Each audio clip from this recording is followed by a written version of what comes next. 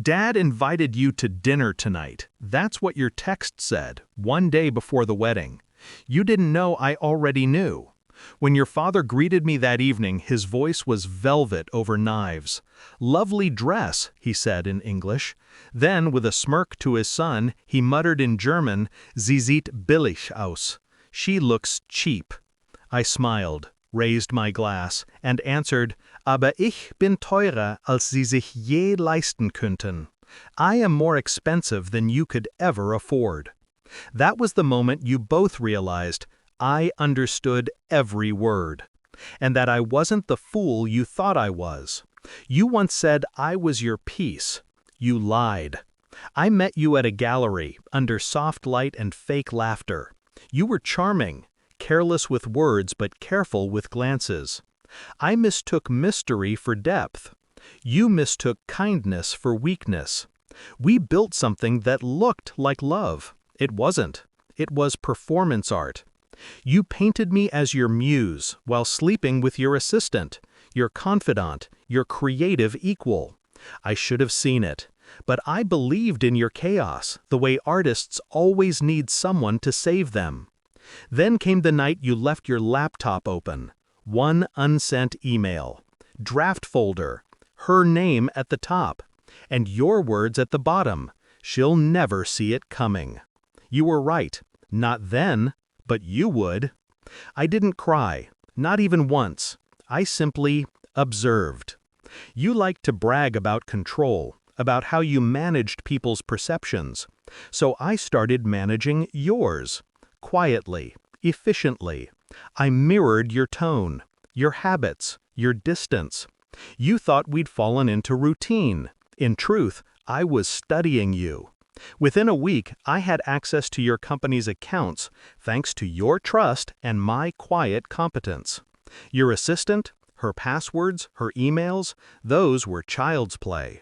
I discovered invoices, transfers, and a private account in your father's name. Illegal money disguised as art investments. I didn't need revenge yet. I needed evidence, and I collected it like you collected secrets. Your father always saw me as decoration, a future trophy wife with good posture and a quiet tongue. He underestimated how silence can wound. I visited him alone 2 weeks before the wedding. He thought it was to discuss seating charts. Instead, I brought contracts, legal, binding. I convinced him to sign documents for the venue's insurance, a minor detail he waved off. What he didn't know was that buried in that stack was a power of attorney, temporary, conditional, and precisely timed. I gave him enough rope, and he signed it with a flourish. The night before the wedding, your assistant received an anonymous tip. Tax evasion, false transfers, digital trail leading straight to your father's account.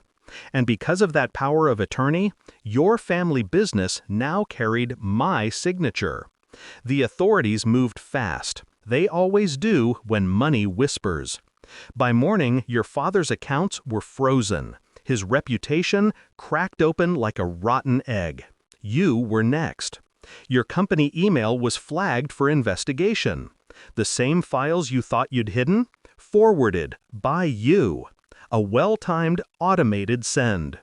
You once called me predictable. I smiled when I read that. Predictable is just another word for consistent. So there we were, the night before the wedding. You, me, him. I wore the dress your mother picked, the one you said made me look pure. I chose it deliberately. Purity is such a fragile illusion. When I answered your father in perfect German, the silence after was delicious. Your eyes darted to mine, suspicion blooming too late. Then my phone vibrated. Once. Notification from the bank. Accounts closed. Assets frozen. Transfer complete. I raised my glass. To honesty, I said. You smiled, uneasy. To love, you replied. Love. What a useless currency. You followed me outside after dinner, asked if we were okay, if something felt off. I turned to you under the streetlight, the same glow where we'd once kissed. You searched my face, desperate for the woman who once believed you. She's gone, I said quietly, then handed you your ring. Your phone buzzed next, your father calling, then your lawyer, then the police. By the time you realized the pattern, I was already gone. I didn't attend the wedding. There was no need. While you faced cameras and questions, I signed new papers under my own name. The company shares transferred to me through your father's careless pen. A poetic inheritance. They'll spend years trying to undo it. They won't. Because you can't undo precision. You once told me revenge makes people bitter. Maybe, but peace doesn't come from forgiveness. It comes from completion. When I see your name in the papers now, I don't feel anger, just closure. You wanted a muse. You got a mirror. And when I smiled at your father that night and spoke his language, it wasn't just to show I understood. It was to let him know the dynasty he built now speaks with my voice.